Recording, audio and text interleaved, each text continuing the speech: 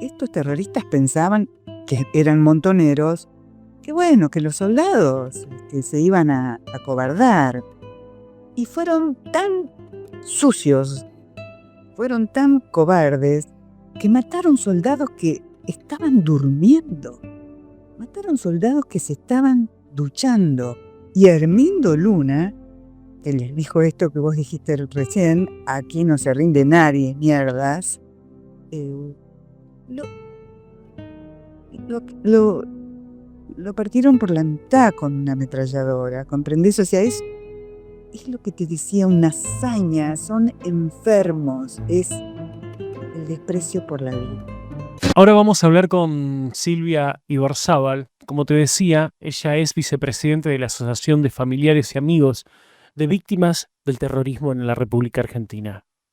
Es hija del recordado teniente coronel Jorge Roberto Ibarzábal, quien fuera secuestrado y luego asesinado tras 10 meses de cautiverio, en noviembre de 1974, por el Ejército Revolucionario del Pueblo, más conocido como el ERP.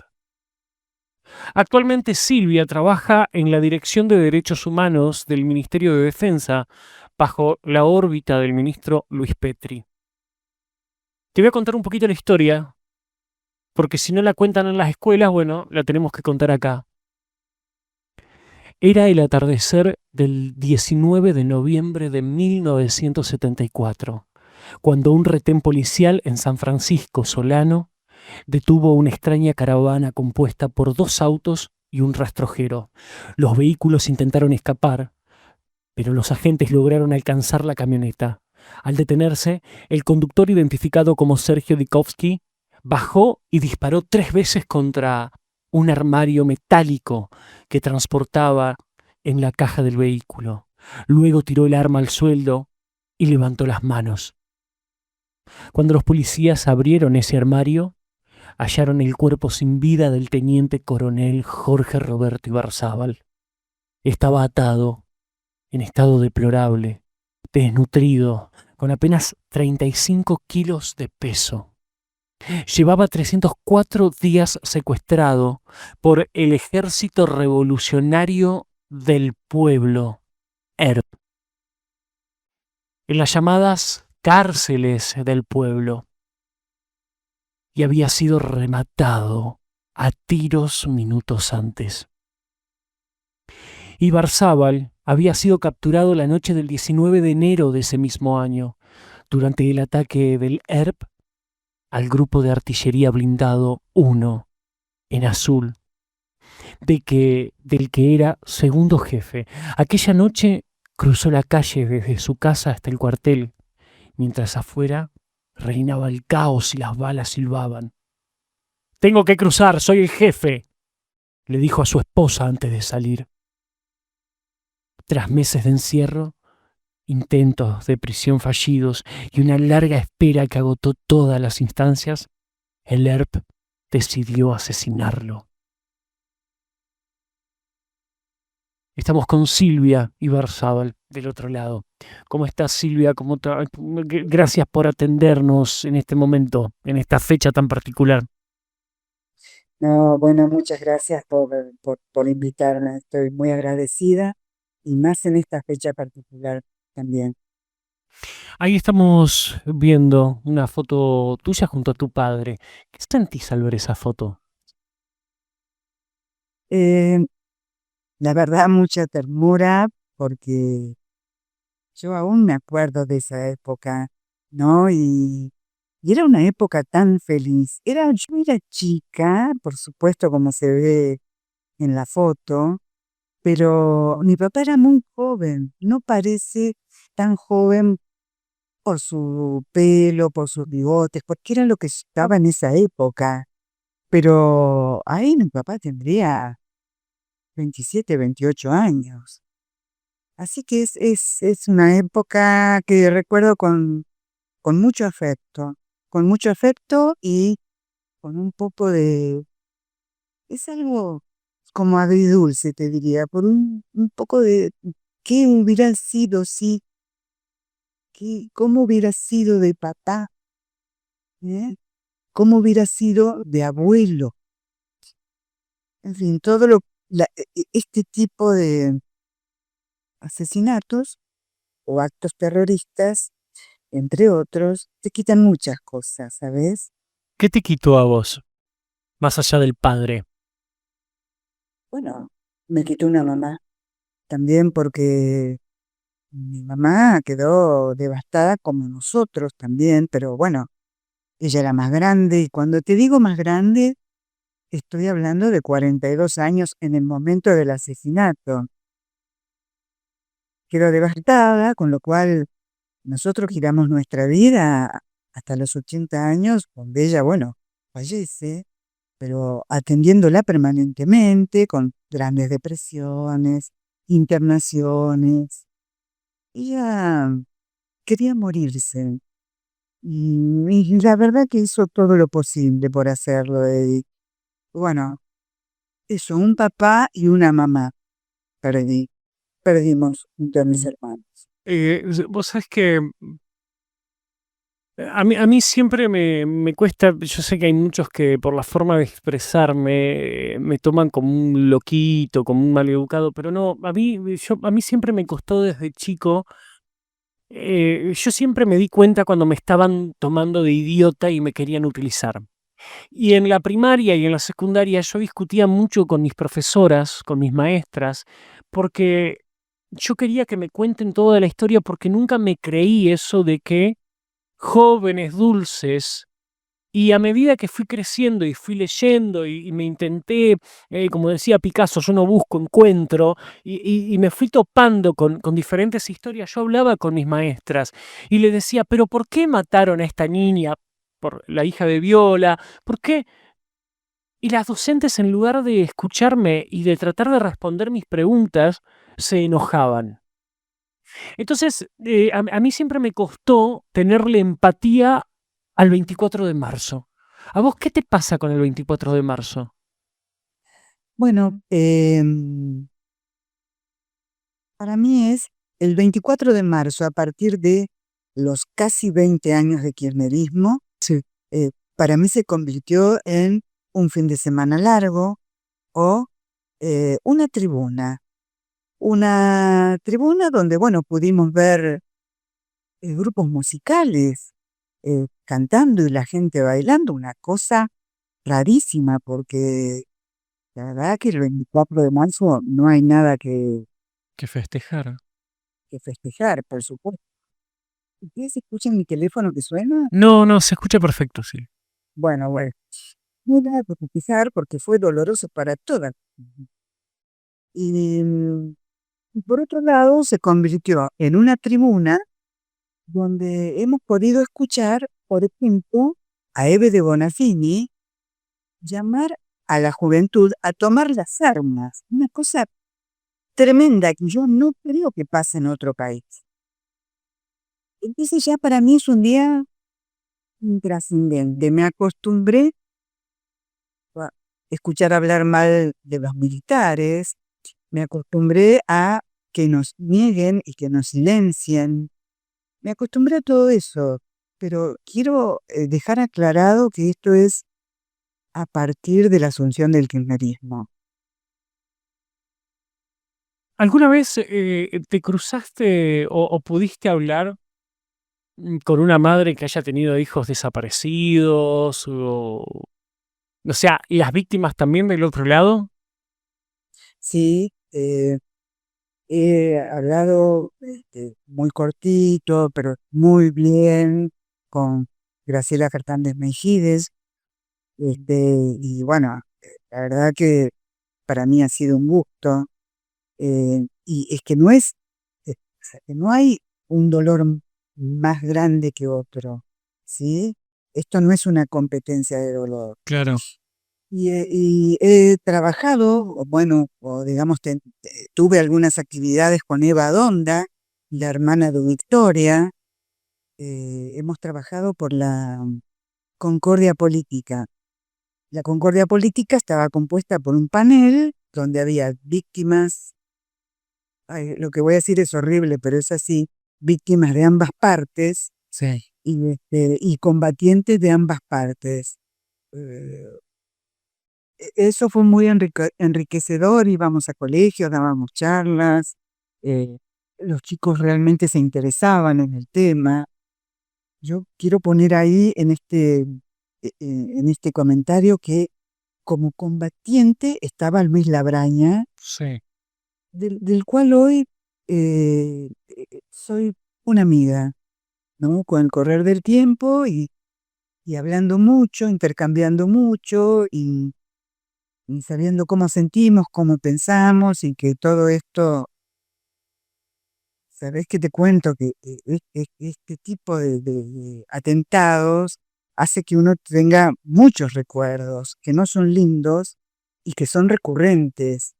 Bueno, de todas esas cosas hablábamos con Luis Moraña. Vos sabés que justo lo nombrás a Luis, si llega a ver esto le mandamos un abrazo, obviamente. Yo entrevistándolo en un momento, él me contó, a ver cómo lo digo para que del otro lado algún susceptible. Luis me contó de la parte humana de Videla. Él estuvo, no me acuerdo en qué cárcel, que fue a ver militares, y en un momento Videla también estaba detenido ahí, eh, y él lo vio de lejos. Y en un momento Luis se estaba retirando y lo cuenta tanto, tan bien, tan detalladamente como una película.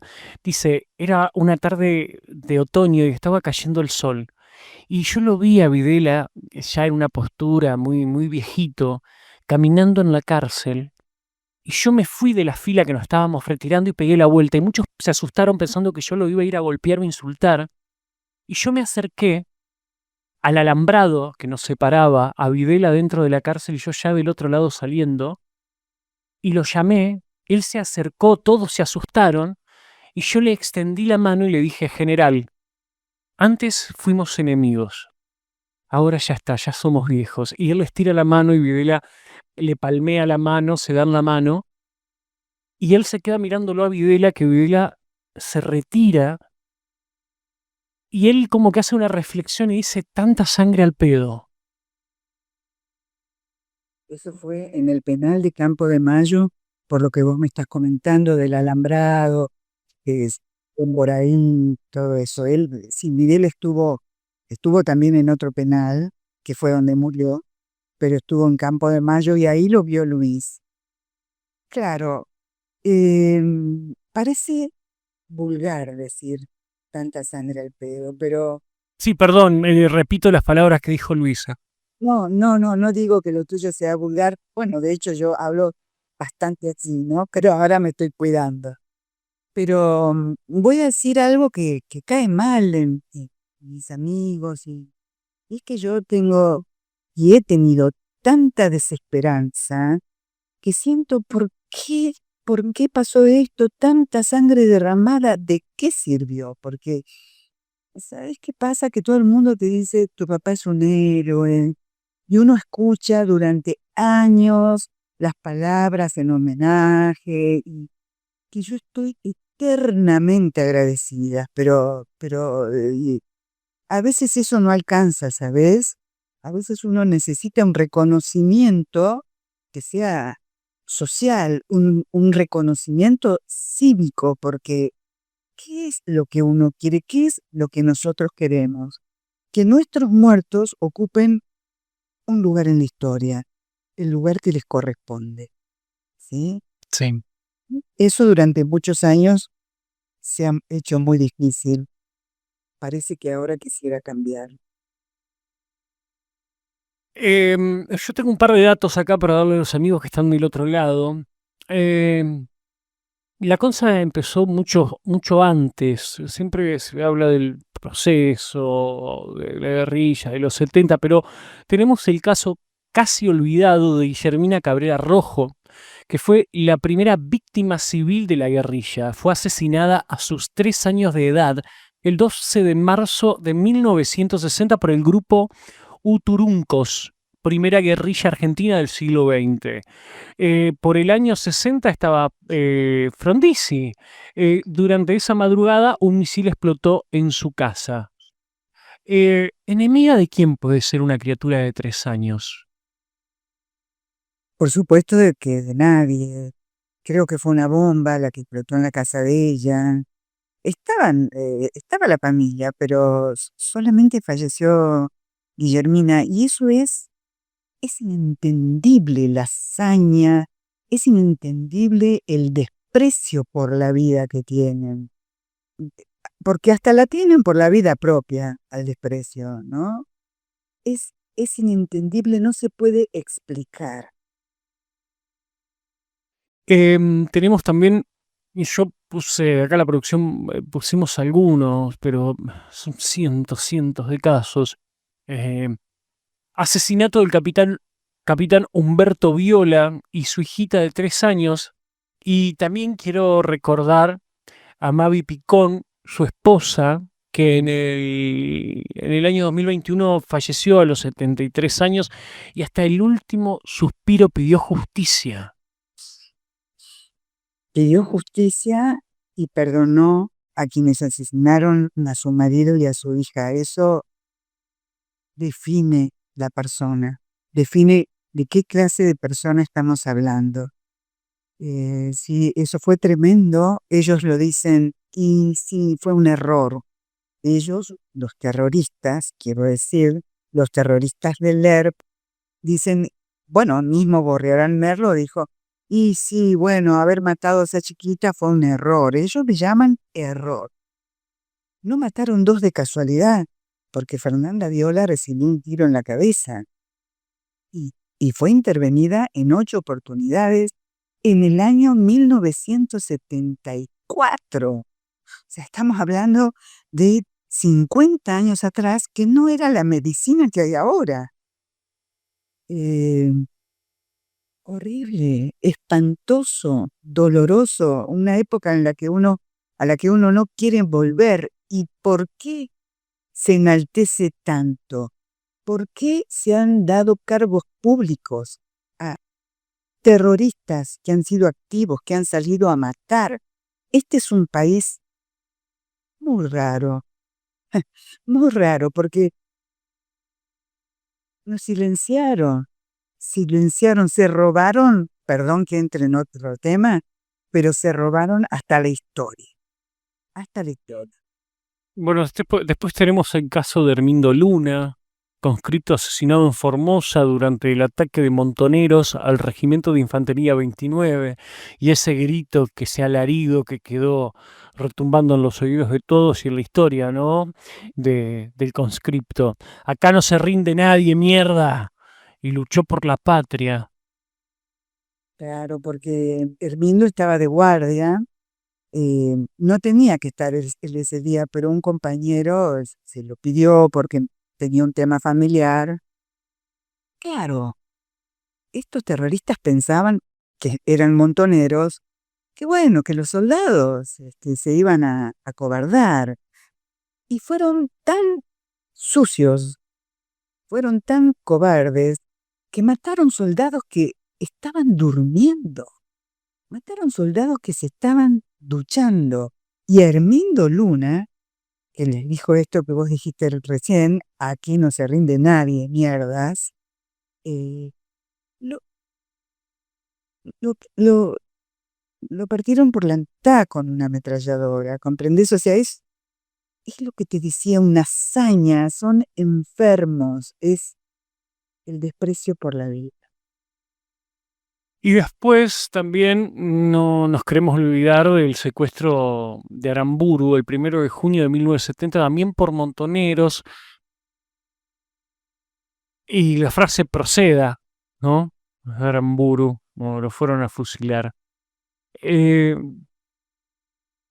¿Vos crees que todos estos que hoy son yo a veces los veo, ¿no? Porque todavía se les da lugar para que hablen, y no hablan con arrepentimiento, sino que justifican sus actos.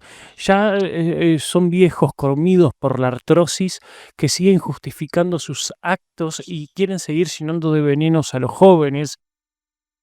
¿Por qué crees que pasa esto? Bueno, creo que, por supuesto, nosotros no hemos tenido aire hace 20 años que trabajamos por la difusión y ya en los programas de radio, de televisión, nos decían, nos cortan la pauta, no los podemos entrevistar. Entonces yo creo que esta actitud que tienen es, primero porque para seguir instalando que el 24 de marzo del 76 comenzó todo. Vos lo dijiste recién, Guillermina Cabrera Rojo fue en el año 69. Gobierno de Frondizi, gobierno democrático. Claro, viene desde fines de los 60. Pero ellos quieren instalar eso, no les ha ido mal, les ha ido bastante bien. Y aparte que detrás de esto hay un negocio impresionante, te diría, una SRL de indemnizaciones. Eh, es tremendo el negocio que hay. Pero, digamos, se solicita una indemnización, pero atrás hay un estudio jurídico, ¿sí? Que hace toda la gestión, que convocan a otra gente que no es digna de cobrar una indemnización porque no reúne eh, las condiciones necesarias, eh, porque aparte han indemnizado a gente que ha matado, como Rodolfo Walsh, como Santucho, y hablando de chicos pesados, ¿no? El que mató a mi papá también está homenajeado y en el Parque de la Memoria, ¿no? E indemnizado, digamos. Por eso hablan así, es una de las excusas. Y otra excusa es, no es una excusa, que es que sienten realmente así. Como vos decís, que son viejos, no sé qué más. Sí. eh, Sí, que ya son viejos comidos por la artrosis que siguen reivindicando eso y ni hasta el último suspiro se arrepienten y dicen, ¿saben qué? Fui una basura de ser humano y llené de sangre mi tierra. Pido perdón por los muertos. Vos sabés que yo una vez en un programa de televisión estuve en 4 oportunidades sentada al lado de Anguita. Por Anguita pidieron canje por mi papá, uno de ellos era Anguita. Y yo le dije, ¿no te arrepentís del daño causado, del dolor causado? Y él me hizo, no, y me hizo así, vos me rascás un poquito y a mí me brota el odio, en cámara. Pero yo siento que estoy hablando mucho de mi caso personal, pero quisiera, en honor al día que se está terminando, recordar 1091 víctimas fatales y recordar a todas aquellas que quedaron heridas y a todos aquellos familiares que quedaron en el camino extrañando y llenos de dolor. Creo que la dirigencia política, creo que hay una deuda, creo que esto está pendiente de un reconocimiento histórico, tiene que ser histórico, yo no estoy hablando de dinero, Claro, ¿se entendió? sí. Eh, entonces, es lo que nosotros esperamos, que el 24 de marzo, como dijeron hace muchos años, sea un día de reflexión, pero para todos. No más víctimas silenciadas. La verdad, yo eh, creo que la violencia setentista no debe seguir deteniendo el presente y el futuro de los argentinos. Y en este sentido hay que tener una mirada superadora del pasado sin que esto signifique olvidar lo que pasó. Pero tenemos que aprender a vivir, a convivir, perdón, y a respetarnos. Yo no hablo de reconciliarnos porque creo que acá hubo mucho dolor, mucha sangre derramada y que eso va a ser imposible la reconciliación. Pero sí creo que tendríamos que respetarnos. Quiero, con tu permiso, Silvia, ver un par de tweets que estuviste publicando hoy. Vamos a ver aquí las imágenes. Vamos con la primera, por favor, a ver la producción ahí. Vamos con la primera imagen, así la vemos junto con Silvia. Sí. Bueno, Esta era la puerta de acceso a las cárceles del pueblo. Iban a un pozo donde tenían a sus secuestrados. Los más jóvenes, ¿escucharon hablar de esto? ¿Lo vieron en el colegio? No, por supuesto que no. Ahora está empezando lentamente, no por los profesores o el mismo colegio en sí o escuela, sino porque hay una iniciativa de gente que ha pasado por este tipo de situaciones de, que está dando charlas. Esto es una cárcel del pueblo que si vos te fijas, creo que esta es para 4 personas, hay para 6 también. eh, A mí siempre me llamó, perdón, Silvia, que te interrumpa, a mí siempre me llamó ese juego de palabra, ¿no? Cárcel del pueblo, como si el pueblo decía, hay que, o sea, que la arrogancia de autodenominarse el pueblo. Sí, ellos decían que el pueblo les pedía estas cosas para que ellos tomen el poder, una cosa totalmente alocada, y que hay chicos que se lo creen, hay chicos que se lo creen, entonces la verdad tiene que salir a flote. Mira, esta fotografía es espantosa, esto está en la causa de mi papá. Mi papá también estuvo en los pozos, y ahí estuvo un tiempo, creo que estuvo 2 o 3 meses con otra gente, que no podían estar ni parados, tenían que estar sentados o acostados, medianamente acostados, no sé si entraban. Eh, es, es increíble, nadie vio esto, nadie. Los sub 50 no los conocen. Vamos con otra imagen, por favor. Bueno, ahí esa es la jaula donde estuvo encerrado el teniente coronel Ibarzábal. ¿Cómo trabaja el gobierno hoy estos temas de derechos humanos que han sido relegados por años, Silvia? Bueno, esa es la entrada a una cárcel del pueblo que te decía que era un pozo. Ya, nosotros nos hemos sentido en ese sentido muy apoyados. eh, Arturo Larrabure y yo fuimos convocados por el Ministerio de Defensa con total apoyo. El ministro Luis Petri dice que es también una convicción del presidente que quiere la historia completa, la verdad completa, y bueno, eso hace que uno se sienta de otra manera. Es como que hay, después de muchos años, una reparación espiritual, ¿sí? Sí. Así que, bueno, esto del video del año pasado, que fue algo inédito para mucha gente, y del el video de este año, la causa Viola, que justamente hoy comunicaron que fue declarada de delito de lesa humanidad. Bueno, algunas cosas más que estuvieron saliendo, eh, se lo debemos a unas cuantas personas que han estado trabajando durante tantos años.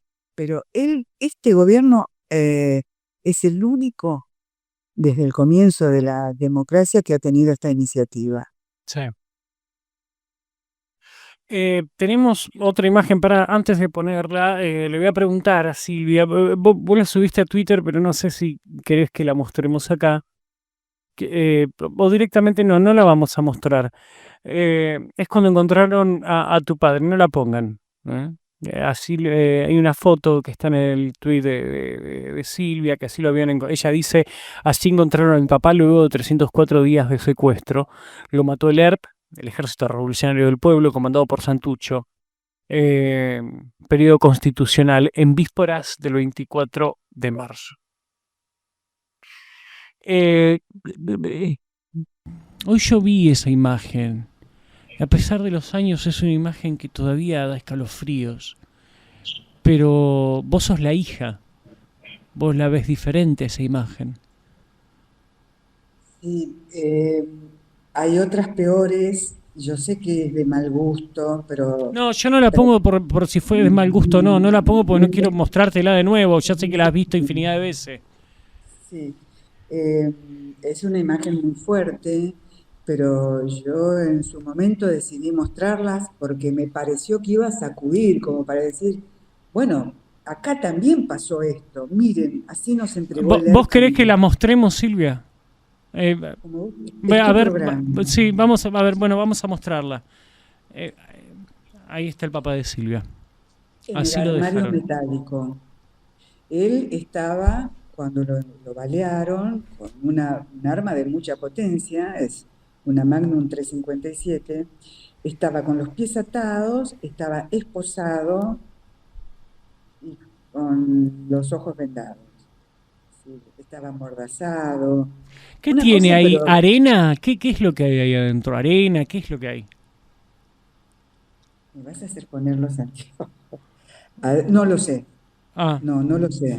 La verdad que no lo sé. No sé. Nunca se me ocurrió preguntar, en realidad recién lo que vos me decís, presto atención a esto. Eh, y sí, logré el objetivo de sacudir, porque te voy a decir que tuvo 1,5 millones de vistas. sí. Twitter me cerró la cuenta. Me dijo que, bueno, las imágenes que eran malas y que, bueno, que si quería seguir con la cuenta de Twitter, que las retirara. Las retiré, por supuesto, pero la gente que tengo la suerte que me sigue, las siguieron publicando y bueno, y ya está, uno entra a Google y las ve, ¿no?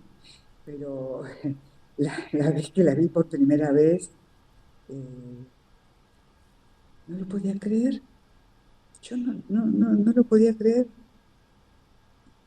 La tristeza de pensar qué hicieron, cómo redujeron a una persona a ese nivel, cómo hicieron eso. ¿Cuándo fue la vez que la viste? ¿Qué edad tenías cuando la viste por primera vez? Y yo tendría 58 años, más o menos. ¿Quién te las mostró? ¿O cómo Me fue? la mostró un gran amigo que nosotros vivíamos en Azul cuando Ujú. atacaron el cuartel. Mi familia vivía enfrente a la unidad militar, frente a la guardia, y yo estaba visitada por 3 amigos porque había sido mi cumpleaños. Con uno de ellos mantuve siempre con él y con su familia relación hasta que, bueno, falleció joven. Y él tuvo acceso a la causa y la fotografió. Eh, por eso digo, esas fotos están en la causa. Las, las- Mm. las- las tengo por él, las de las ¿Cuánto, seis, cuánto, pe- cuánto pesaba tu padre ahí? 35 kilos quizás. Él llevaba en su bolsillo un Cristo dibujado, él era un eximio dibujante, y un verso para cada uno de los hijos y para su señora. Eso sí lo tenía. Eh,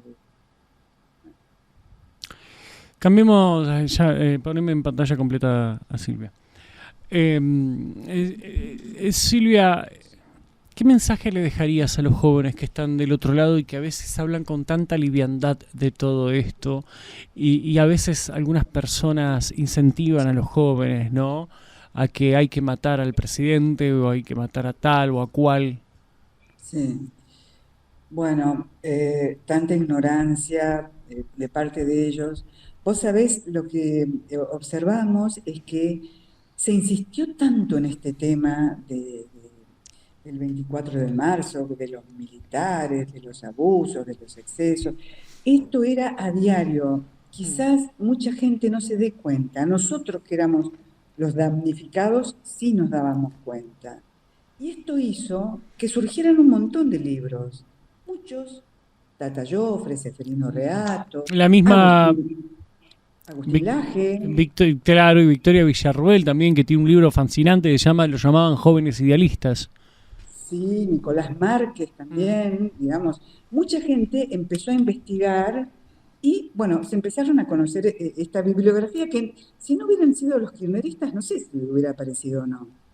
Eh, yo le diría a los chicos lo que te dije recién, que no sigan deteniendo el presente y el futuro y que estudien, que ellos están es la época de la inmediatez, y Mm. vos lo sabés bien, pues sos joven, vos haces clic y tenés todo, tenés todo. Con un clic en Google está todo. Que miren, 10 minutos, nada más, 10 minutos. Y eso les va a permitir tener una visión más completa, porque se merecen conocer la verdad completa, independientemente que después cada uno tomará para su lado. Claro. Eso les diría, clic en Google. Silvia Ibarzábal, muchísimas gracias por su tiempo, ¿eh? No, a vos por darnos visibilidad.